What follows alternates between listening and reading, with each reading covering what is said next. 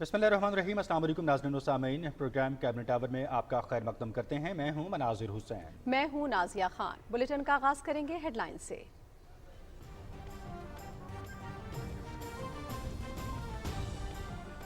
Scholar माशरे में फ़िक्री इनकलाब के लिए किरदार अदा करें। आज के पाकिस्तान में स्कॉलर्स की बहुत ज़रूरत है। नौजवान नस्ल की दुरुस्त सिमत में रहनुमाई की ज़रूरत है। रहमतुल्लिल आलमीन अथॉरिटी के क़याम का मकसद नौजवान नस्ल को रोल मॉडल फराहम करना है। वज़ीर आज़म इमरान खान का अकादमी अदबियात पाकिस्तान में तकरीब से खिताब।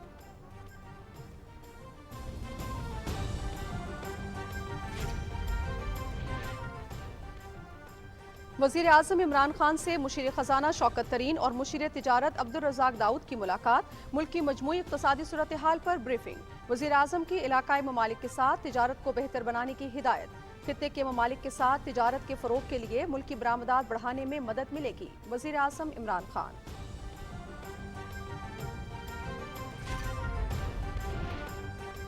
सदर डॉक्टर आरिफ अलवी को पेशावर में खैबर पख्तूनख्वा हुकूमत की कारकर्दगी और तरक्याती सरगर्मियों से मुतालिक ब्रीफिंग। इजलास में ज़म अजला में तालीम, सेहत, सड़कों, तवानाई और इंतजामी इंफ्रास्ट्रक्चर बेहतर बनाने के मनसूबों पर पेशरफ्त के बारे में ब्रीफिंग। कामयाब जवान प्रोग्राम और इंसाफ रोजगार स्कीम से मुतालिक नौजवानों और ख़ातीन को रहनुमाई फराहम करने की ज़रूरत है। सदर डॉक्टर आरिफ अलवी।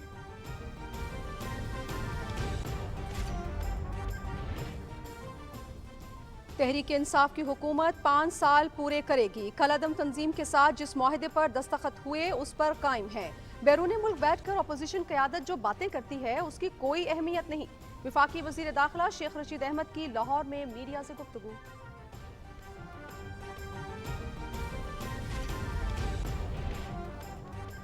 सिंध के अवाम को नोट के बदले वोट की सियासत को ख़त्म करना होगा।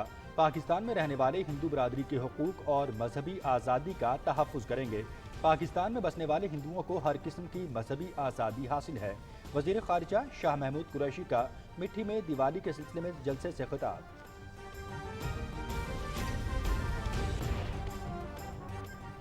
और दुबई में T20 वर्ल्ड कप का 34वां मैच। ऑस्ट्रेलिया ने बांग्लादेश को 8 विकेटों से शिकस्त दे दी। बांग्लादेशी टीम 15 ओवर्स में 73 रन पर ढेर। एडम जाम्पा की 5 विकेटें। ऑस्ट्रेलिया ने हदफ 7वें ओवर्स में 2 विकेटों पर हासिल किया। शाम 7 बजे श्रीलंका और वेस्ट इंडीज अबुधाबी में मद्दे मुकाबले देखिए PTV स्पोर्ट्स पर बराह रास्त।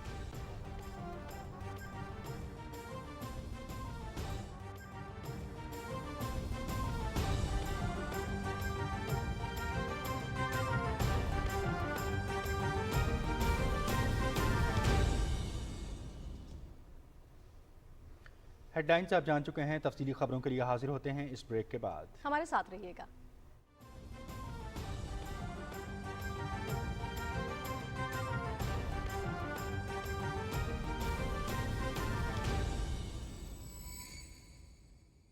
सारे बैंक अकाउंट्स की सहूलियात एक अकाउंट में। MCB वन करंट अकाउंट, हर पाकिस्तानी का एक account. MCB bank for life.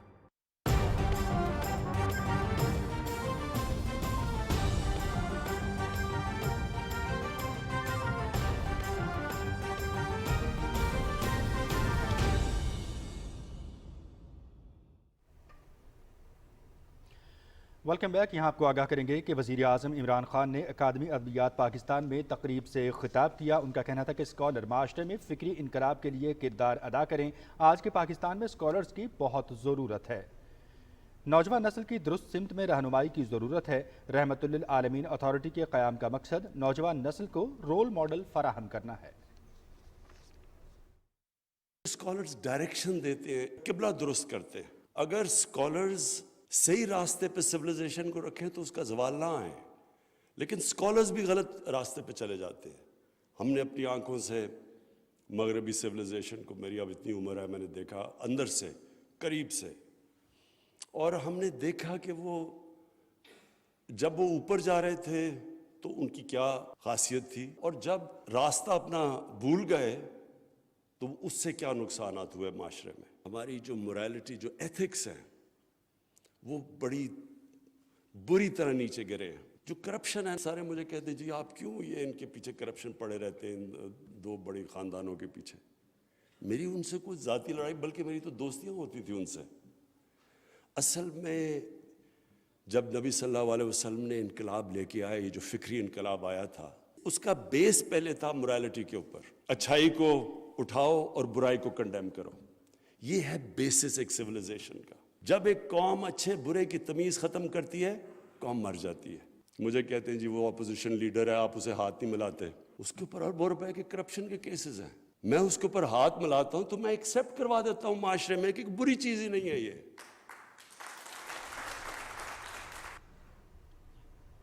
नाज़रीन, वज़ीर आज़म इमरान खान कहते हैं कि हुकूमत ease of doing business policy के तहत गैर मुल्की सरमायाकारों को हर मुमकिन सहूलियात फराहम कर रही है।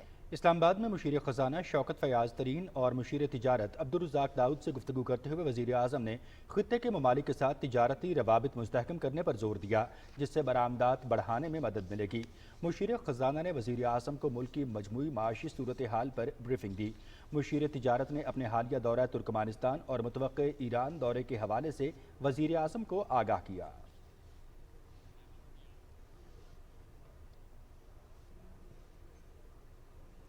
नाज़रीन, वज़ीर आज़म इमरान खान कहते हैं कि रहमतुल आलमीन सल्लल्लाहु अलैहि वसल्लम अथॉरिटी को इस्लामोफोबिया समेत मुस्लिम उम्मा को दरपेश चैलेंजेस से निमटने से मुतालिक एक मरबूत और फिक्री जवाब पेश करने के लिए दुनिया भर के इस्लामी दानिश्वरों के साथ राब्ता करने का पाबंद बनाया गया है। इस्लामाबाद में एक इजलास के दौरान इस्लामी मुल्कों के सिफारतकारों से गुफ्तगू करते हुए वज़ीर आज़म ने कहा कि रहमतुल आलमीन अथॉरिटी का मकसद अस्वा हुस्ना के तमाम पहलुओं का गहराई से मुताला करने का मौका फराहम करना है।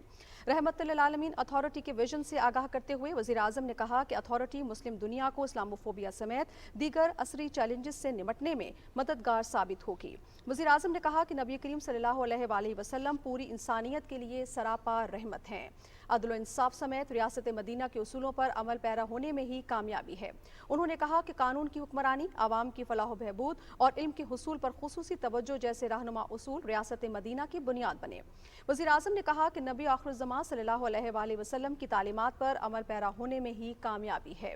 वज़ीर आज़म ने कहा कि नौजवानों की किरदार साजी के लिए स्कूलों में इखलाकी इक़दार की तालीम पर खुसूसी तवज्जो दी जा रही है।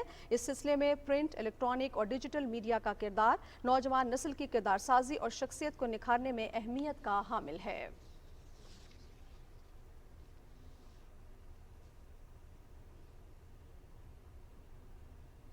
सदर डॉक्टर आरिफ अलवी से गवर्नर खैबर पख्तूनख्वा शाह फरमान ने गवर्नर हाउस पेशावर में मुलाकात की। मुलाकात में कबायली अजला की तरक्याती और आवाम की फलाह बहबूद से मुतालिक हुकूमती उमूर पर तबादला ख्याल किया गया। इस मौके पर सूबे के आला तालीमी इदारों में इंतजामी और माली इस्लाहात पर भी गुफ्तगू हुई। सदर डॉक्टर आरिफ अलवी से वज़ीर आला खैबर पख्तूनख्वा महमूद खान ने भी मुलाकात की। मुलाकात में सूबे में अमन अमान, अवामी फलाह बहबूद के इक़दामात, इस्लाहाती अमल समेत दीगर उमूर पर भी तबादला ख्याल किया गया। इससे पहले सदर ममलिकत के वज़ीर आला हाउस पहुँचने पर वज़ीर आला और खैबर पख्तूनख्वा काबीना के अरकान ने सदर ममलिकत डॉक्टर आरिफ अलवी का इस्तकबाल किया। नाज़रीन, वफाकी वज़ीर इत्तलात चौधरी फवाद हुसैन से एंटरप्रेन्योर ऑर्गेनाइजेशन के वफ़द ने मुलाकात की। इस मौके पर वफाकी वज़ीर ने कहा कि वज़ीर आज़म इमरान खान के विजन के तहत हुकूमत ने मुल्क में सनती इनकलाब के लिए नुमाया इक़दामात किए हैं। हुकूमत साजगार कारोबारी पॉलिसीज़ के जरिए सरमायाकारों को हर मुमकिन सहूलियात फराहम कर रही है। उन्होंने कहा कि साबका दौर में डी इंडस्ट्रियलाइजेशन हो रही थी। तहरीक इंसाफ ने इक़्तिदार में आते ही मुल्क में डी इंडस्ट्रियलाइजेशन रोकने के लिए इक़दामात किए। उन्होंने कहा कि मुल्क पाकिस्तान में मुल्की और गैर मुल्की सरमायाकारों और कारोबार को तहफ़्फ़ुज़ हासिल है। उन्होंने कहा कि हमारा यकीन है कि सनतें तरक्की करेंगी तो मुल्क आगे बढ़ेगा।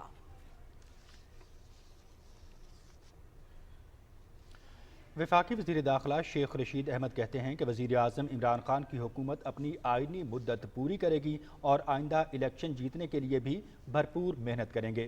वो लाहौर में पाकिस्तान रेस्क्यू टीम की दूसरी सालगिरह की तकरीब से खिताब कर रहे थे। मज़ीद तफसीलात से आगाह कर रहे हैं आसिम नज़ीर भट्टी। वफाकी वज़ीर दाखिला शेख रशीद अहमद ने कहा कि वो वज़ीर आज़म के साथ हैं और रहेंगे। उन्होंने कहा कि कालादम तंजीम के मुजाहिरीन का मामला खुश उसलूबी से तय होना पूरी कौम की जीत है। मुझे ये पता है कि इमरान खान साहब 5 साल पूरे करेंगे और अगले इलेक्शन में भी इंशाल्लाह हम पूरी कोशिश करेंगे। फैसला, इज्जतें, तरक्कियां ये अल्लाह के कब्जे में है। 5 साल इमरान खान मेरी दुआ भी है और उसी के साथ खड़ा हूँ। वफाकी वज़ीर दाखिला शेख रशीद अहमद ने कहा कि यह पाकिस्तान के लिए बड़े एजाज़ की बात है कि पाकिस्तान रेस्क्यू टीम जनूबी एशिया की पहली टीम बन गई है जिसने अक़वाम मुत्तहिदा की इंसराक से सर्टिफिकेशन हासिल की। उन्होंने कहा कि जल्द इस्लामाबाद में भी रेस्क्यू 1112 की सर्विस शुरू करने जा रहे हैं, जिससे इस्लामाबाद और गिरदोनवाह के लोग मुस्तफ़ीद होंगे। इससे कबल वज़ीर दाखिला शेख रशीद अहमद ने रेस्क्यू एमरजेंसी सर्विसेज अकेडमी में अहलकारों की जानिब से फायर फाइटिंग, वाटर एमरजेंसी, बुलंद इमारत पर चढ़ना, स्काई लिफ्ट और हंगामी हालात के दौरान जान बचाने वाली पेशावराना तरबियत का अमली मुजाहरा भी देखा। वज़ीर दाखिला ने रेस्क्यू एहलकारों की पेशावराना तरबियत के आला मेयार को सराहा। तकरीब के आखिर में पाकिस्तान रेस्क्यू टीम की दूसरी सालगिरह का केक भी काटा गया। आसिम नज़ीर, पाकिस्तान टेलीविजन न्यूज़, लाहौर। वज़ीर ममलकत इत्तलात व नशरियात फ़ारूक हबीब ने बिलावल ज़रदारी के बयान पर रद्दअमल देते हुए कहा है कि 13 साल से मुसलसल सिंध में पीपल्स पार्टी की हुकूमत है। हुकूमत सिंध के अवाम को सेहत कार्ड तक ना दे सकी और ना ही राशन सपोर्ट प्रोग्राम में सिंध हुकूमत अपना हिस्सा डाल रही है। अपने ट्वीट में वफाकी वज़ीर का कहना था कि पंजाब, खैबर पख्तूनख्वा, गिलगित बल्तिस्तान और आज़ाद कश्मीर की हुकूमत अवाम को सेहत कार्ड दे रहे हैं। इसके अलावा राशन सपोर्ट प्रोग्राम में 65% हिस्सा भी डाल रहे हैं।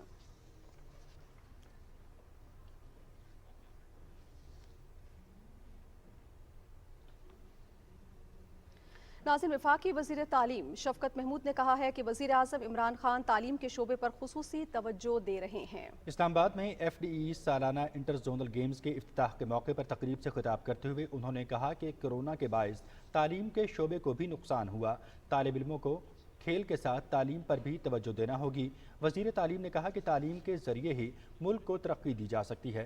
इससे पहले शफकत महमूद ने स्पोर्ट्स मुकाबलों का इफ्तिताह किया। इंटर जोनल गेम्स में 400 से ज़ायद तालीमी इदारों के तलबा और तालिबात ने हिस्सा लिया।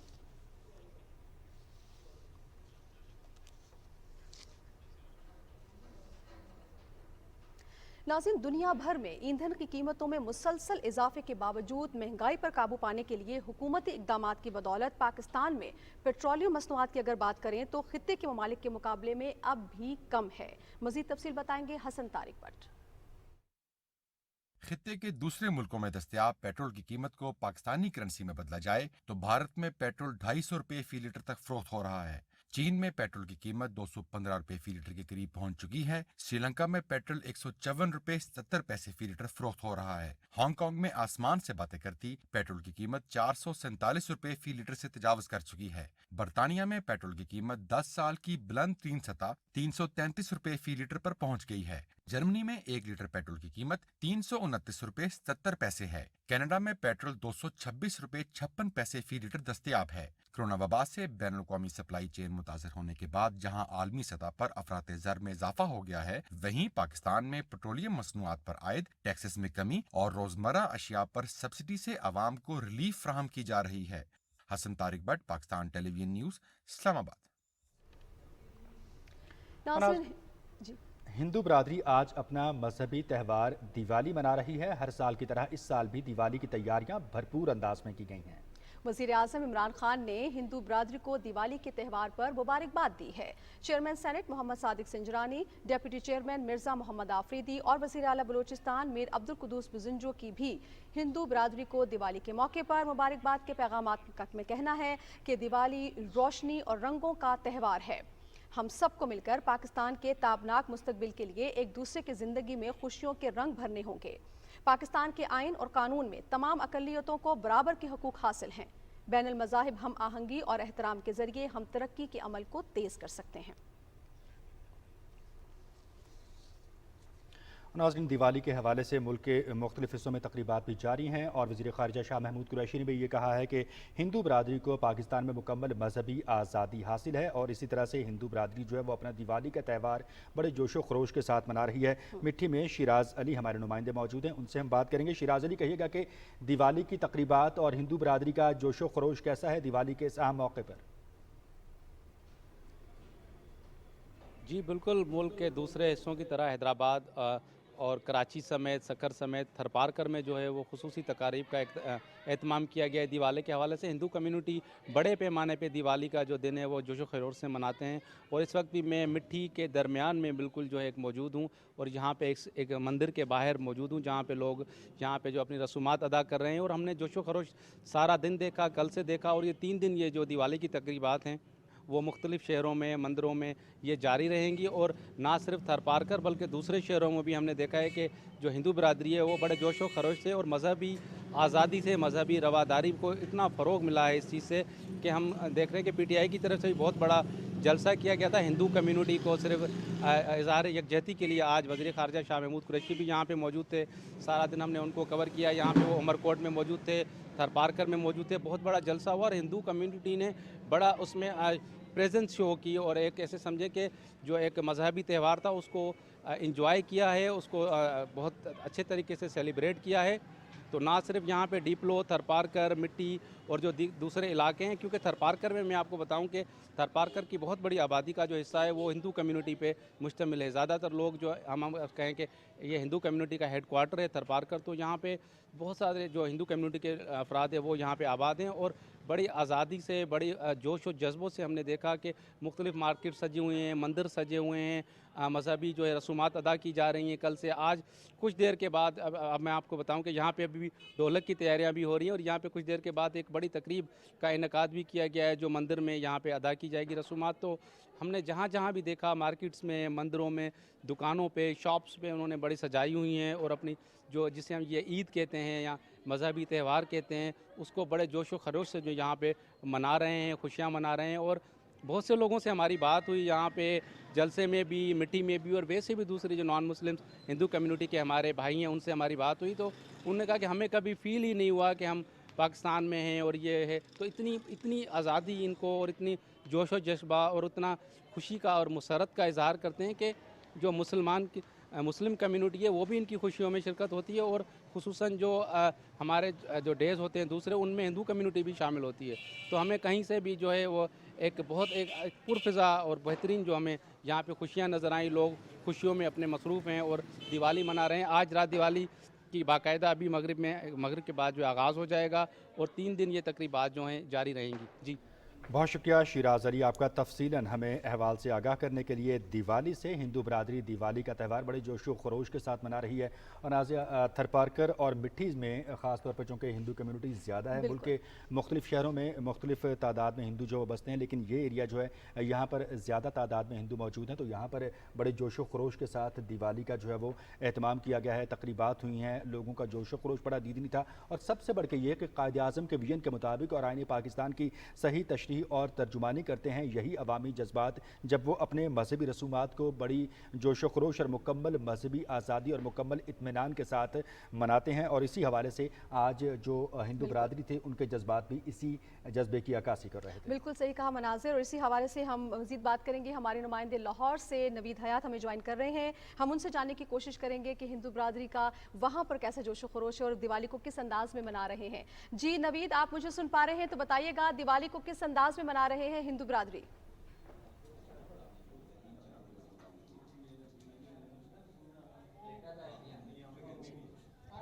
बिल्कुल सही कहा आपने मनाज़िर कि जी बिल्कुल, मुल्क भर की तरह दुनिया भर में हिंदू बरादरी है जो अपना त्यौहार जो है दिवाली है बड़े जोश व खरोश से मना रही है। और इसी सिलसिले में लाहौर में जो मंदिर है उसमें भी एक मरकज़ी तकरीब जो मुनक़िद की गई है। इस हवाले से हमारे पास जो हैं कृष्णा मंदिर के जो पुजारी हैं वो इस वक्त मौजूद हैं। उनसे जानते हैं कि वो इस दिवाली के इवेंट को किस तरह मुनक़िद करते हैं और किस तरह मनाते हैं, इन्हीं से जानते हैं। जी बताइएगा कि किस तरह ये मुनक़िद किया जाता है और इस दिन क्या? देखो जी, आज हमारे बिछड़ों को मिलाने का त्यौहार है। तो इस दिन पे हमारी रामचंद्र जी की फतह हुई थी, अपने तख्त पे विराजमान हुए थे और सबसे बड़ी बात ही उन्होंने अपने माता पिता का हुक्म माना था 14 साल का वनवास काट के।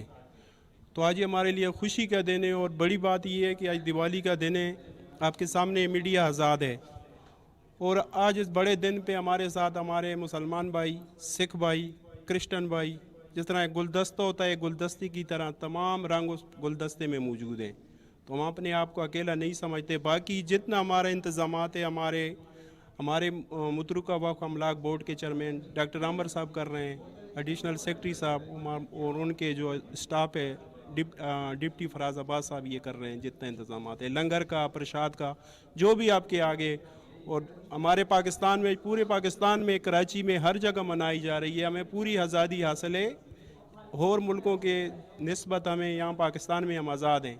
जैसा कि कोई सोचता है ऐसी कोई बात नहीं है। जी बिल्कुल, पंडित काशीराम जो इस वक्त हमारे साथ मौजूद थे, आपने उनकी बात सुनी कि पाकिस्तान में तमाम अक़लियतों को जो है मुकम्मल मजहबी आज़ादी हासिल है। जी बहुत शुक्रिया नवीद हयात आपका। नाज़रीन, दिवाली के हवाले से नवीद हयात हमें लाहौर से आगाह कर रहे थे। आपने सुना, वो ये कह रहे थे कि हिंदू बरादरी बड़ी पुरजोश अंदाज में दिवाली के त्यौहार को मना रही है और पाकिस्तान में अक़लियत बरादरी को मुकम्मल आज़ादी हासिल है, कोई कैदुबंद नहीं है। यही वजह है कि हुकूमत बारहा इस बात का इजहार कर चुकी है कि पाकिस्तान में बसने वाले तमाम अक़लियती हमारे लिए काबिल एहतराम हैं और उनको किसी भी किस्म की कोई पाबंदी का सामना नहीं है। यही वजह है कि ये लोग भरपूर अंदाज में दिवाली को इंजॉय कर रहे हैं। जी बिल्कुल नाज़िया, मिट्टी और थरपारकर के हवाले से हमने अपने सामने नाज़रीन को आगाह किया। लाहौर में सूरत हाल और जोश खरोश है वो उनके साथ शेयर किया। कोयटा का रुख करते हैं और कोयटा में दिवाली का जो त्यौहार है वो हिंदू बरादरी किस तरह से मना रही है, तकारीब किस तरह से हो रही हैं और किस तरह से घरों और मंदिरों को सजाया गया है। हमारे नुमाइंदे वक़ार अहमद हमारे साथ मौजूद हैं। जी वक़ार, कोयटा में अहवाल और जोश खरोश से आगाह कीजिए। आज हम कोयटा के मस्जिद रोड पर वाक़ कदीमी आर्या समाज मंदिर पहुँचे हैं और यहाँ पर दिवाली की मुनासिबत से सुबह से ही पूजा और दुआओं और इबादतों का सिलसिला जारी है। And I love the lighting and everything. And I think what I heard about it, it's like light against darkness, evil that has to be vanished by the goodness. We all should, Muslims, Christians and Hindus all together should, celebrate every event together. Happy Diwali. Quetta में 4 बड़े मंदिर हैं जिनमें आर्या समाज Shahbag Shah road पे वाक़ माता मंदिर, खाना मुसाफिर मंदिर है। उन तमाम मंदिरों को नहायत खूबसूरती से सजाया गया है। दिवाली की इन तक़रीबात के हवाले से अगर हम देखें तो पाकिस्तान में एक बहुत बड़ी तादाद है हिंदू बरादरी की जो सिंध, पंजाब, बलूचिस्तान और खैबर पख्तूनख्वा में बसते हैं। इन इबादतों में शामिल होने के लिए जो हिंदू बरादरी के लोग हैं वो बहुत बड़ी तादाद में यहाँ पर पहुँचना शुरू हो गए। और दिवाली की जो अहम बात है, दिवाली का त्यौहार सिर्फ पटाखों और रोशनियों का ही नहीं बल्कि ये मिठाइयों का त्यौहार भी समझा जाता है। और आज के दिन खुसूसी तौर पर मिठाइयाँ भी तैयार की जा रही हैं और लोगों को इसके अलावा दावत भी दी जा रही है जो मुख्तलिफ मज़ाहिब से ताल्लुक़ रखते हैं, जिसमें क्रिश्चियन और मुस्लिम कम्यूनिटी के लोग भी हैं, कि वो इस दिवाली के त्यौहार में खुसूसी तौर पर हिंदू बरादरी के साथ शामिल हों। जी शुक्रिया वक़ार अहमद। कोयटा में अहवाल से आगाह करने के लिए आर्या समाज मंदिर में होने वाली तकरीब के हवाले से वक़ार अहमद आगाह कर रहे थे। और नाज़िया, ये मिठाइयों और रोशनियों का त्यौहार है और हमने देखा कि पाकिस्तान में मुख्तलिफ शहरों में जो है यकसा जज्बात और यकसा मजहबी एहतराम के साथ जो है वो हिंदू बरादरी अपना दिवाली का त्यौहार मना रही है और इस्लाम भी हमें मजहबी हम आहंगी और बाहमी एहतराम का दर्स देता है। बिल्कुल, इसी हवाले से हम मनाजिर बात करेंगे। ज़ीशान अहमद खान हमारे नुमाइंदे कराची में मौजूद हैं, उनसे जानने की कोशिश करते हैं कि वो वहाँ पर किस किस्म का जोशो खरोश विटनेस कर रहे हैं। जी ज़ीशान, बताइएगा कराची में दिवाली के हवाले से कैसा आप मनाजिर देख रहे हैं और ये बताइएगा कि मंदिरों और घरों की सजावट किस तरह की गई है वहाँ पर। जी बिल्कुल, मैं इस वक्त कराची में स्वामी नारायण मंदिर के अंदर मौजूद हूँ और दिवाली की सजावट और ये पटाखों की धमाकों की धमक से आप बिल्कुल पहचान सकते हैं किस तरह से जोशो खरोश यहाँ पे पाया जाता है। इस वक्त मेरे पीछे स्वामी नारायण मंदिर यहाँ पे आरती इस वक्त हो रही है जो कि मजहबी रसूमात की एक है हिंदू कम्युनिटी की तरफ जाने से, जिसमें ये दिवाली की शुभकामनाएं इसमें दी जाती है लोगों को त्यौहार। और सुबह से ही जो ये सिलसिला जारी है। इसके बाद हमारे यहाँ पे कुछ लोगों से भी बात हुई जिन्होंने बताया कि दिवाली का त्यौहार बड़े कुछ जोशो खरोश मजहबी अकीदत से बनाया जा रहा है। इसके साथ सिक्योरिटी के फुल प्रूफ इंतजाम है, इसलिए उनको ऐसा महसूस ही नहीं होता कि वो किसी ऐसी कंट्री के अंदर मौजूद है। तमाम मुस्लिम हो या सिख बरादरी हो, तमाम सब जो है तमाम अक़लियतों के तमाम त्यौहारों के अंदर साथ मिलकर इस तरह से त्यौहार यकजहती के साथ इजहार करते हैं कि लगता ही नहीं कि उनको किसी और मुस्लिम है। और इसका इजहार भी उन लोगों ने यहाँ पे किया। इसके बावजूद आप देख सकते हैं कि यहाँ पे किस तरह लाइटिंग का इंतजाम किया गया है, मिठाइयाँ भी तकसीम की जा रही है। वक़ार ने बिल्कुल ठीक कहा कि दिवाली सिर्फ नाम यहाँ पे रोशनियों और मिठाई के लिए, मिठाई बड़ी तादाद में तकसीम की है और मिठाइयों की बड़ी दुकानें सजी हुई हैं। तमाम लोग यहाँ पे घर से बाहर हैं। दिवाली के बारे में बताता चलो कि ये त्यौहार तकरीबन रात में शुरू होता है। अभी सिर्फ आरती के टाइम है 8:30 बजे जो दिए जलाए जाएंगे, जो कि यहाँ पे बताया जाता है, जो कि हिस्ट्री है हिंदू के मजहब के एतबार से। यहाँ पे जो रामचंद्र जो है 14 साल का वनवास काट कर जब वो अयोध्या आए थे तो उसकी खुशी में जो है वो यहाँ पे रोशनी चरागा किया गया था और मिठाइयाँ तकसीम की गई थी। उसी याद को ताज़ा करने के लिए यहाँ पे हिंदू कम्युनिटी जो है वो इस दिवाली का एहतमाम करती है। इसके बाद जो है वो लक्ष्मी नारायण की पूजा, लक्ष्मी पूजा जो है वो घरों में की जाती है और पूरी रात जो है ना इस दिवाली के पटाखे और दिए जलाए जाते हैं, रोशनी का त्यौहार मनाया जाता है। इस वक्त काफ़ी बच्चे यहाँ पे जो है वो दिवाली के त्यौहार मना रहे हैं और पटाखे फोड़े जा रहे हैं। मैं जब आपसे बात कर रहा हूँ तो काफ़ी जो है वो यहाँ पे पटाखे की धमाके आपने भी सुनाई दी होगी और इस तरह से हम देख रहे हैं। तो यहाँ पे जो इस तरह बात है, पाकिस्तान हमेशा ही अपने अक़लियतों के तहफ़्फ़ुज़ करने में पुरअमन रहा है और यही वजह है कि तमाम मज़ाहिब के लोग जो है पाकिस्तान पे निर्भर करते हैं और सिर्फ तमाम मज़ाहिब ही यहाँ पे अपने जिस शान मंदिरों और घरों की सजावट दिखाने के लिए ये आतिशबाजी के खूबसूरत मनाजिर और हिंदू बरादरी का दिवाली के इस मजहबी मकाम पर जो है जोश व जज्बा दिखाने के लिए, उनका जोश व खरोश और खुशियाँ दिखाने के लिए बहुत शुक्रिया। और सामईन व नाज़रीन, मुल्क भर की तरह सिंध में मुक़ीम हिंदू बरादरी अपना मजहबी त्यौहार दिवाली जोश व जज्बे से और आज़ादी से मना रही है। बिल्कुल, और इसी हवाले से नौरीन आसिफ ने रिपोर्ट तैयार की है, आइए देखते हैं। हिंदू बरादरी के अकीदे के मुताबिक तारीकी पर रोशनी और बुराई पर सच्चाई की जीत की खुशी में दिवाली का त्यौहार मनाया जाता है। सिंध भर में दिवाली की खुशियां मनाने के लिए मंदिरों को बरकी कुमकुमों से सजाया गया है और खुसूसी पूजा की जा रही है। घरों में दिए रोशन किए जा रहे हैं और अपनों से खुशियां बांटने के लिए मिठाइयों के तोहफ़ का तबादला किया जा रहा है। रोशनियों के इस त्यौहार पर पटाखे भी चलाए जाते हैं। दिवाली एक सच का पैगाम है, हिम्मत का पैगाम है और सर झुकाने का पैगाम नहीं है, खुशी का पैगाम है। मैं तो ये समझता हूँ कि पाकिस्तान में जितना हमें फ्रीडम है अक़लियत को, तो इससे ज़्यादा तो किसी और मुल्क में नहीं हो सकता। बहुत अच्छा लग रहा है और यहाँ पे ज़्यादातर मज़ा भी होता है और यहाँ पे हर रोज़ हर चीज़ अच्छे से मनाई जाती है और फंक्शन भी बहुत अच्छे से होता है। हम पटाखे चलाते हैं, दिए जलाते हैं और बहुत इंजॉय करते हैं। हैप्पी दिवाली। हिंदू बरादरी की इस खुशी में दीगर मज़ाहिब के अफराद भी खुसूसी तौर पर शरीक होते हैं, जिससे बाहमी इत्तेहाद और भाईचारे का पैगाम मिलता है। हम सब पाकिस्तानी हैं, जिस भी मज़हब के हों, तो लिहाजा कोई भी पाकिस्तानी जब खुशी मनाता है तो ये खुशी सब तक पहुंचना चाहिए। तो हम भी अपने हिंदू भाइयों के साथ और सिख भाइयों के साथ यहाँ आए हैं दिवाली की खुशी मनाने। हिंदू बरादरी की जानिब से दिवाली के मौके पर मिठाइयों और पटाखों के खुसूसी स्टॉल्स भी लगाए गए हैं। मुल्क भर में जारी ये तकरीबात इस बात की अक्कास है कि यहाँ बसने वाली अक़लियती बरादरी आज़ादी के साथ अपने त्यौहार भरपूर अंदाज से मनाती हैं और यही बैनुल मज़ाहिब हमआहंगी की बेहतरीन मिसाल है। Naureen Asif, Pakistan television news, Karachi. नौरीन आसिफ की रिपोर्ट आपने देखी। बढ़ेंगी कुछ और खबरों की जानिब और आपको बताएं कि वज़ीर आला पंजाब सरदार उस्मान बुज़दार से वज़ीर मुमलिकत पार्लिमानी उमूर अली मोहम्मद खान ने लाहौर में मुलाकात की। मुलाकात में अमन व अमान की सूरत हाल और दीगर अहम उमूर पर तबादला ख्याल किया गया। वज़ीर आला पंजाब ने गुफ्तगू करते हुए कहा कि पाकिस्तान को अमन और भाईचारे का गहवारा बनाने के लिए हम सबको मिलकर काम करना होगा। उन्होंने कहा कि इत्तेहाद और इत्तेफाक से ही वतन अजीज़ को आगे ले जाया जा सकता है।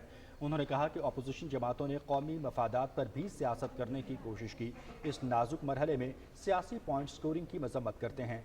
मुलाकात में पुलिस शुहदा के इसाले सवाब के लिए दुआ भी की गई। नाज़रीन, मनसूबाबंदी के वफाकी वज़ीर असद उमर कहते हैं कि कौमी सतह पर 48% अफराद की वैक्सीनेशन का अमल मुकम्मल हो चुका है। असद उमर ने अपने ट्विटर पैगाम में कहा है कि पंजाब की 52% आबादी को वैक्सीन की एक खुराक दी जा चुकी है। सिंध की 40% आबादी ने कोरोना वैक्सीन लगवा ली है। वफाकी वज़ीर असद उमर का बताना है कि खैबर पख्तूनख्वा में 48%, बलोचिस्तान में 17%, गिलगित बल्तिस्तान में 54% अफराद वैक्सीन लगवा चुके हैं। इस्लामाबाद में 87%, जबकि आज़ाद कश्मीर में 59% लोग वैक्सीन लगवा चुके हैं। मुल्क भर में कोरोना केसेस में खातिर खा कमी आ रही है। गुज़श्ता 24 घंटों के दौरान मुस्बत केसेस की शरह 1.32% रही, जबकि मजीद 19 अफराद जान की बाजी हार गए। मजीद 580 अफराद में वायरस की तस्दीक हुई, जबकि 1247 अफराद की हालत तशवीशनाक है। डेंगू के हवाले से बात करते हैं। महकमा सेहत पंजाब के आदाद-ओ-शुमार के मुताबिक गुज़श्ता 24 घंटों के दौरान सूबा भर से डेंगू के 462 मरीज़ रिपोर्ट हुए हैं। सिर्फ लाहौर से डेंगू के 331 मरीज़ रिपोर्ट हुए हैं। लाहौर के अस्पतालों में डेंगू के 1629 मरीज़ दाखिल हैं। सेक्रेटरी सेहत पंजाब सिकंदर बलोच कहते हैं कि वज़ीर आला के हिदायत के मुताबिक सूबे भर में डेंगू लार्वा को तल्फ करने और अफसाइश रोकने के लिए कार्रवाइयाँ तेज़ कर दी हैं और इस सिलसिले में मुतल्लिका महकमों को खुसूसी हिदायत भी जारी की गई हैं। उन्होंने कहा कि गुज़श्ता रोज़ महकमा सेहत की टीमों ने पंजाब भर में 153,423 इंडोर मकामात को चेक किया और गुज़श्ता रोज़ लाहौर में 939 इंडोर और आउटडोर मकामात से लार्वा तल्फ किया गया। नाज़रीन, इस्लामाबाद में फेडरल मेडिकल कॉलेज और DKT पाकिस्तान के दरमियान साइंसी और तकनीकी बुनियादों पर ताउन के माहदे पर दस्तखत किए गए हैं। माहदे के तहत छाती के सरतान की रोकथाम और जल्द तशखीस, जच्चा बच्चा की सेहत, HIV एड्स के खात्मे के लिए आगाही और एहलकारों की तरबियत पर इत्तेफाक किया गया है। साइंसी और तकनीकी ताउन से टेक्नोलॉजी, सोशल मार्केटिंग, एंटरप्रेन्योर के फ़रोग़ और बुनियादी ढांचे की मजबूती से दोनों इदारों को फ़ायदा पहुँचेगा।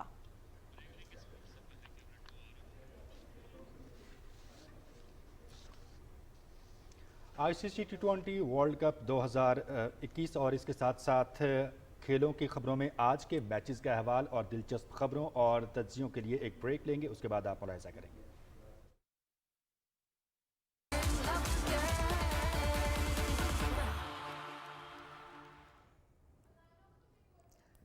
T20 वर्ल्ड कप स्पेशल के साथ मैं हूं सलमा कौसर। नाजरीन, मेरे साथ इस वक्त स्टूडियोज़ में मौजूद हैं हमारे स्पोर्ट्स एडिटर नमूद मुस्लिम, उसके साथ ही हमारे साथ सैरिश जमील भी मौजूद हैं, तज्जियाकार हैं, स्पोर्ट्स के हवाले से बहुत अच्छा एनालिसिस करती हैं, और none other than Fahad Umar, हमारे साइन लैंग्वेज इंटरप्रेटर। उन लोगों के लिए साइन लैंग्वेज में बात करेंगे जो हमें सुन नहीं सकते और उनको बताएंगे कि हम क्या बात कर रहे हैं, क्रिकेट से मुतालिक क्या तर्जिया और तबसरा कर रहे हैं।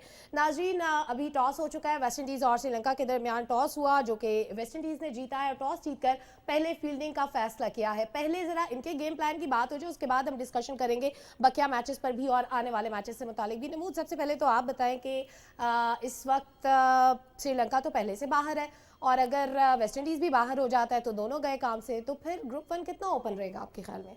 नहीं, आज का मैच अभी भी ओपन है। आज का फैसले के बाद होगा कि क्या होता है, कि ओपन है। हाँ, प्रेडिक्शन में बात करते हैं। उससे पहले एक बात करें जो कि हमारे यहाँ बहुत कम डिस्कस हुई है, खासतौर पे आज का मैच है क्योंकि उसमें श्रीलंका भी है, तो इसलिए ये बात करना ज़रूरी थी कि श्रीलंका की जो इस वक्त वर्ल्ड कप में वाहिद टीम है कि जिसमें सबसे कम उम्र खिलाड़ी खेल रहे हैं, यानी कि उनकी जो एवरेज एज है वो 19 ईयर से 26 मैक्सिमम है।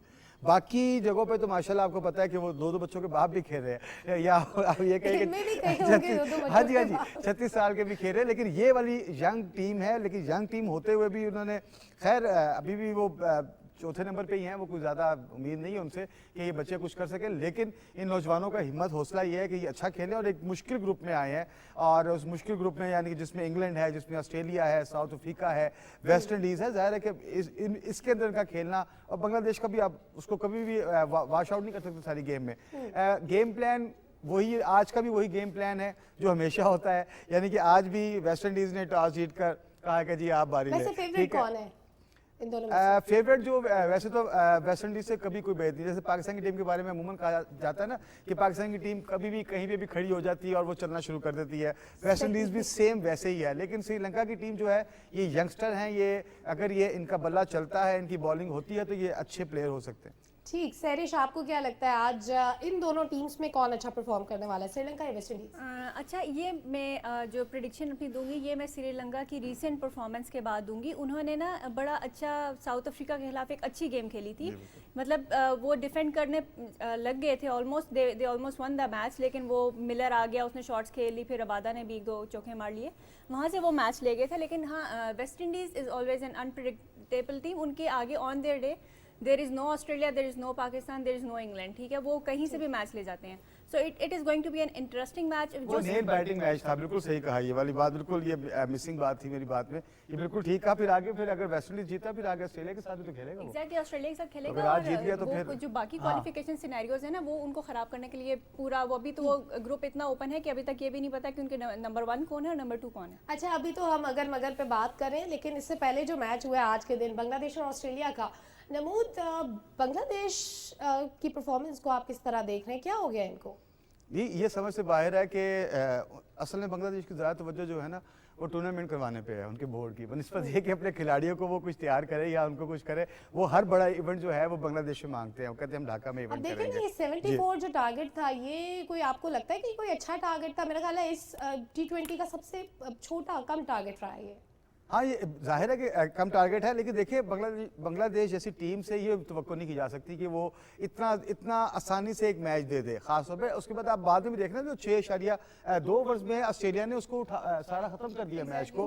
असल चीज़ तो ये है ना कि आगे से मैच कैसे हुआ। ठीक है, अगर स्कोर नहीं बना आपसे तो आप बाद में रोके तो सही उसको। आप टेस्ट प्लेइंग कंट्री हैं और आप ये बिलीव करते हैं कि आपकी टीम जो है वो सेमीफाइनल तक पहुंचने वाली होती है। लास्ट टाइम याद होगा एक दफ़ा पाकिस्तान से मैच हुआ था, अगर सैरिफ याद है तो उस पर कितना एतराज़ किया था कि पाकिस्तानी प्लेयर्स ने ऐसे किया वैसे किया फलां किया। आज आपकी टीम बिल्कुल ये जिसे कहेंगे कि गली मोहल्ले की टीम बन के सामने आई है कि जिसकी कोई प्लानिंग नहीं है, जिसका कोई ये अगर स्कोर नहीं बना तो आप बॉलिंग की तरफ आए, आप फील्डिंग अच्छी करें, आप उसको कम से कम रिस्ट्रिक्ट तो करें। इतना बड़ा मार्जिन लेके अब आप चले, आप आखिरी नंबर पे तो है ही हैं, लेकिन माशाल्लाह आपका जो रन रेट है वो भी -2 पे चला गया। तो जाहिर है ये काउंट करता है, इसलिए तो इनको भी क्वालिफाई करना पड़ा है। अच्छा सैरिश, इसके बाद ऑस्ट्रेलिया को क्या फायदा होने वाला है, ये जो आज मैच हुआ बांग्लादेश और ऑस्ट्रेलिया का? देखिए ऑस्ट्रेलिया, मैंने एक स्टार्ट पढ़ा था कि ऑस्ट्रेलिया को वो मैच 8.1 ओवर्स में खत्म करना था to overcome that run rate of South Africa, और उन्होंने वो किया है। अब वो नंबर 2 पे आ गए हैं, तो ऑस्ट्रेलिया ने अपनी पोजीशन काफी स्ट्रेंथन कर दी। अगर इस लोग नंबर 3 पे होते ना तो उन्हें और मेहनत करने की जरूरत थी, लेकिन उन्होंने बांग्लादेश की मैं ये बात करना चाहूंगी कि उन्होंने घर में न्यूजीलैंड और ऑस्ट्रेलिया के खिलाफ अनस्पोर्टिंग पिचेस, अनटेम्पर्ड पिचेस बना के अपना रिकॉर्ड बेहतर किए हैं, और अब उन्हें जब रियल पिचेस पे खेलना पड़ा तो दे आर क्लूलेस।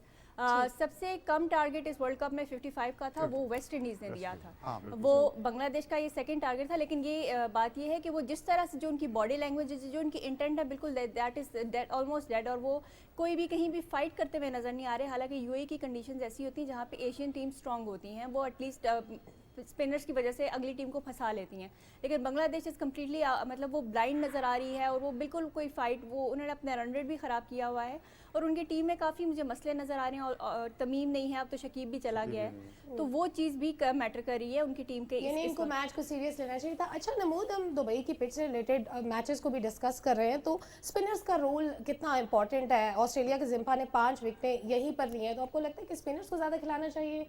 देखिए ऑस्ट्रेलिया की बात अगर आप कर रहे हैं तो वो जो जंपा है ऑस्ट्रेलिया के वही विकेट ले रहे हैं अभी तक, पिछले मैचेस में देख लें बाकी उनके यहाँ भी कोई ऐसी परफॉर्मेंस नहीं है। ये ठीक है, स्पिनर अच्छा खेल रहे हैं। इंग्लैंड की तरफ से जो 2 स्पिनर उनके मोइन और वो है, उन्होंने भी बड़ा अच्छा खेला है। हमारे भी जो है जब अपने आते हैं तो थोड़ी बहुत ही बॉल कम उसको स्कोर ना भी दें, लेकिन ये कि स्कोर रोक लेते हैं। लेकिन वही इस ड्यू फैक्टर जिसे कहते हैं ना कि ड्यू फैक्टर जो हमें फंसा हुआ है पहले दिन से, वो भी इन स्पिनर्स को भी कोई फायदा नहीं दे पा रहा। हो सकता है कि एक आधा बॉलर जो जिसके हाथ में गेंद आ रही है, जो गेंद को पूरी करवा पा रहा है तो वो कर ले। जैसे उस दिन हमने बात की थी जब यूएई के प्लेयर से बात हुई थी हमारी, तो उन्होंने यही कहा था कि यहाँ तो आप 200 स्कोर से ऊपर से बना सकते हैं। कल इंडिया ने करके दिखा दिया कि 200 से ज़्यादा स्कोर बन सकता है। उन्होंने कहा उसको खेलने की एक टेक्निक है। अगर आप यही समझते हैं कि जनाब जी अब हम 150-160 बनाएंगे, बॉलर रोक लेंगे, तो फिर तो यही होगा। अब ट्रेंड भी यही, क्योंकि बड़ा जहाँ तक मेरा अंदाजा स्कोर थोड़ा क्यों बन रहा है, एक तो पिचेस स्लो अपनी जगह पर बिल्कुल मानते हैं कि वो स्लो है, जो गेंद है वो बैट पे पूरी नहीं आ रही, बॉलर्स के हाथ में पूरी गेंद नहीं आ रही, उसको मूव नहीं करवा पा रहे। जो भी फैक्टर उसके अंदर, आप ड्यू फैक्टर कह लें या उसमें एयर फैक्टर कह लें या उसमें थोड़ा सा वहाँ पर जो मॉइस्चर ज़्यादा है उसका कह लें, जो भी उसको आप नाम दे दें। लेकिन उसके साथ साथ टीमें एहतियात से भी खेल रही हैं। वो नहीं चाहते कि जी हम ज़्यादा स्कोर के चक्करों में आउट हो जाए और अब टूर्नामेंट से आउट हो जाए। अच्छा नमूद, आपकी बात कंप्लीट हो गई है। मैं सैरिश का भी एनालिसिस लूँगी, ग्रुप 1 के मैचेस से रिलेटेड भी बात करेंगे कि आगे क्या पोजीशन बनने वाली है और कौन सी 2 टीमें फेवरेट साबित होने वाली है।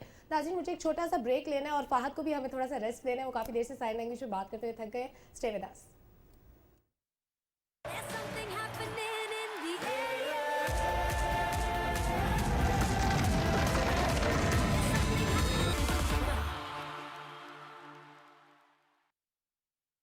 सारे बैंक अकाउंट्स की सहूलियात एक अकाउंट में। MCB वन करंट अकाउंट, हर पाकिस्तानी का एक account. MCB bank for life.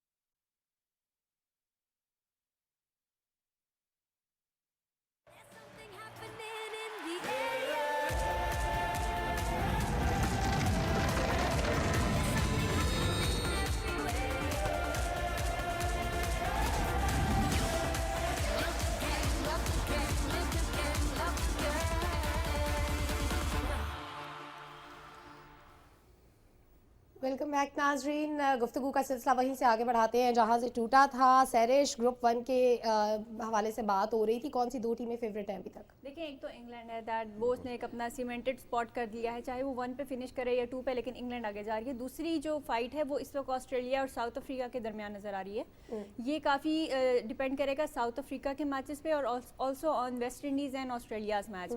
वो जो मैच है ना वो डिसाइड करेगा कि ऑस्ट्रेलिया कहाँ फिनिश करते हैं, क्योंकि ये जब तक आखिरी गेम्स नहीं होती हैं तो आप उससे पहले कोई प्रिडिक्ट नहीं कर सकते, क्योंकि ये इसमें काफ़ी इफ्स एंड बट्स आ जाते हैं कि ये इतने स्कोर कर ले या वो उतने विकेट से जीत जाए। तो मेरे ख्याल से सेकंड टीम जो है ना वो इस वक्त जो कंडीशंस या जो भी वो कर रही है वो ऑस्ट्रेलिया मुझे नज़र आ रही है से आगे जाते हुए, क्योंकि उन्होंने अपना रन रेट भी काफ़ी हद तक बूस्ट कर लिया है। साउथ अफ्रीका के मोस्टली मैंने नोट किए क्लोज मैचेस होते हैं, जिसकी वजह से उनका रन रेट, बेशक वो मैचेस जीत रहे हैं लेकिन उनका रन रेट उतना हाई नहीं जा रहा। ऑस्ट्रेलिया और इंग्लैंड ये काफ़ी ना क्लिनिकली डिफीट कर सकती हैं टीम्स को। नमो, डू यू थिंक सो? सैरिश जो कह रही हैं आप इससे इत्तेफाक करते हैं? देखिए, हम तो अपने ग्रुप से लेकर देखते हैं कि पाकिस्तान का मुकाबला सेकंड से होना है। अब जो सूरत हाल बनी हुई है वहाँ पे अब भी ये सूरत हाल है कि इंग्लैंड कहीं दूसरे नंबर पे ना आ जाए। इंग्लैंड दूसरे नंबर पे आने का मतलब ये है कि दोबारा हमारे लिए कि एक आग का दरिया पाकिस्तानी टीम जो है भूल करके गई थी, आगे एक और आग का दरिया था, तो वो वाली एक सूरत हाल है। ठीक है, फाइनल में देख लेंगे जो भी इंग्लैंड, क्योंकि इंग्लैंड की टीम इस वक्त सबसे शानदार परफॉर्मेंस जो है वो इंग्लैंड की टीम की है, उससे आप इनकार नहीं कर सकते। जिस तरीके से वो खेल रहे हैं, चाहे आप पाकिस्तान की तारीफ हो रही है ना, उससे कहीं ज्यादा इंग्लैंड की तारीफ हो रही है, क्योंकि वो बड़े सुकून से खेल रहे हैं। और पाकिस्तान ये बना के उनकी ज्यादा पाकिस्तान की मैं आपको बताता हूँ देखिए 4 मैच इंग्लैंड ने खेले, 4 जीते। ठीक है, 8 पॉइंट। 4 मैच पाकिस्तान ने खेले, 4 जीते, 8 पॉइंट। लेकिन इंग्लैंड का जो रन रेट है वो 3.18 है इस वक्त, और जो पाकिस्तान का रन रेट है 1.0 है। तो जाहिर है कि अब आप उनकी परफॉर्मेंस देख लें, फिर उनके खासतौर पे जो उनके प्लेयर्स, हर प्लेयर को मौका मिला है, हर प्लेयर का खुल के सामने आया है, क्योंकि ठीक है परफॉर्मेंस पाकिस्तान की बुरी नहीं है, लेकिन कहने का मतलब ये है कि एक मजबूत टीम है कि कम से कम अभी जैसे मुझे सैरिश कहते दुआ करें, अब दुआ क्या करें, वो हमारी परफॉर्मेंस ही ऐसी आ रही है तो हमें सेमीफाइनल में तो कहीं ना कहीं, अगर ऑस्ट्रेलिया नहीं तो साउथ अफ्रीका।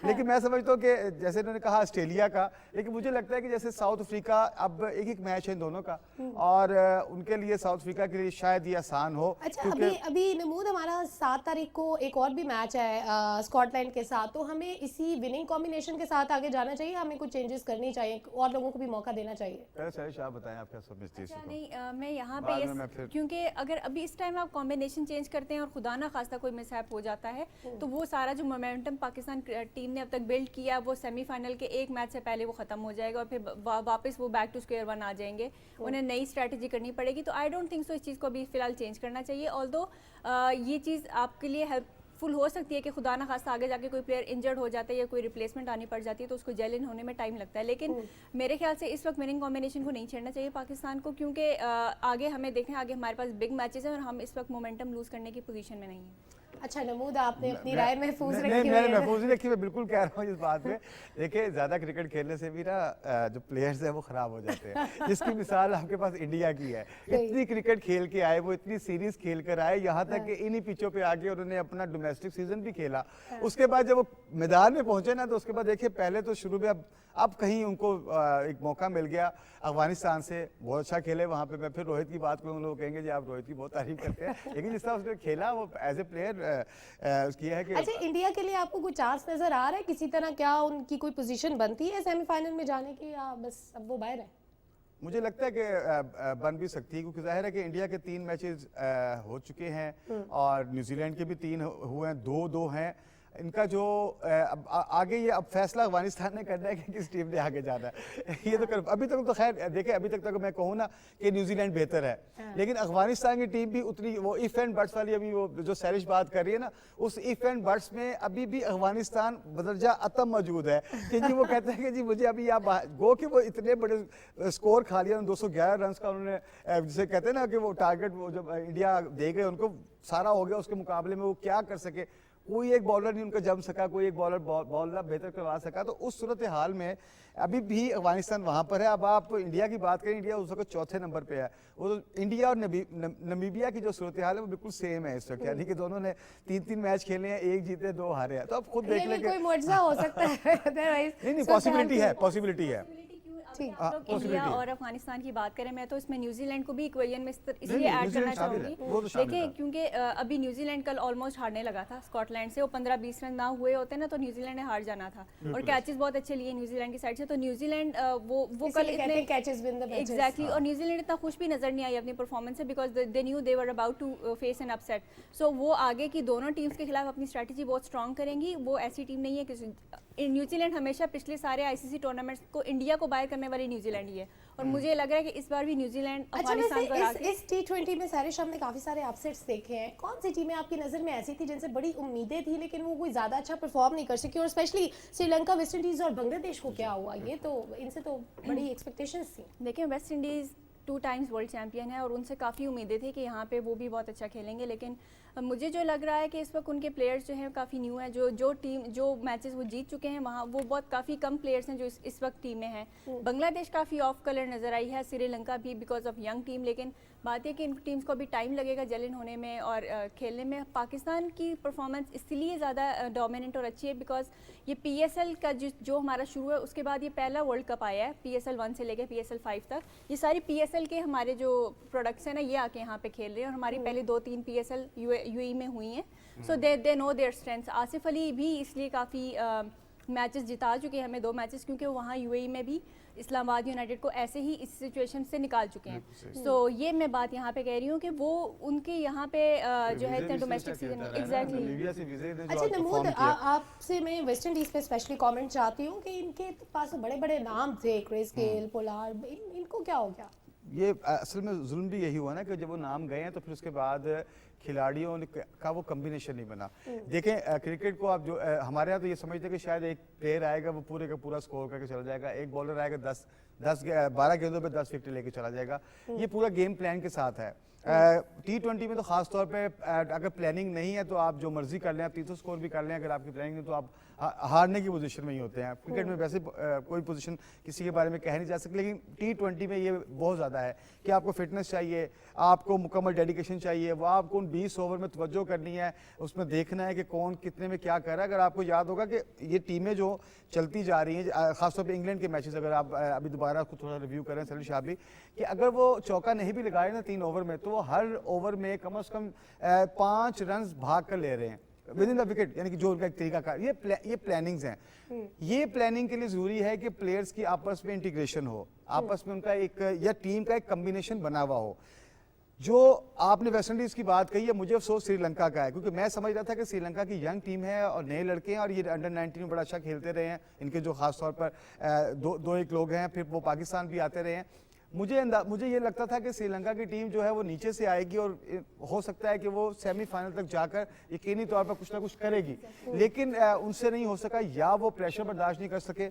वेस्ट इंडीज का भी यही मसला रहा। वेस्ट इंडीज को प्रेशर का मसला कोई नहीं होता, वो कभी भी कम बैक कर सकती है, उसका एक स्टाइल है, लेकिन कम्बिनेशन की कमी है और उनका वो जो विनिंग कम्बिनेशन होता है ना जिसे कहते हैं वो नहीं बन पा रहा है इनका। अच्छा नमूद, वक्त कम रह गया, एक शॉर्ट क्वेश्चन में जाते जाते पूछना चाहती हूँ सैरिश से भी और आपसे भी कि कल के जो मैच था उस पर बड़े तबसरे चल रहे हैं भारत का और अफगानिस्तान का, और इल्जामात लग रहे हैं सोशल मीडिया पे फिक्सिंग के भी। सैरिश पहले आप जरा बता दें कि आपको लगता है कि इस पे ICC को तहकीकात करनी चाहिए, क्या मामला हो सकता है? देखिए सबसे पहली बात ये तो एक तो ये नीडलेस बैंटर था कि जिसमें आप कह रहे हैं कि मैच फिक्स था। आपको क्या लग रहा था कि इंडिया ऐसी टीम है कि वो अफगानिस्तान से हार जाएगी? ऑन पेपर अभी जो चल रही हैं प्रेडिक्शंस, इंडिया ने 3 मैचेस जीते हैं, न्यूजीलैंड ने भी 3 मैचेस जीतने हैं अगर कोई अपसेट ना हो जाए। सो अफगानिस्तान और पाकिस्तान की थोड़ी बहुत टसल वो शुरू से ही रही है, वो उनकी बॉडी लैंग्वेज हमारे खिलाफ शुरू से ही ऐसी रही है।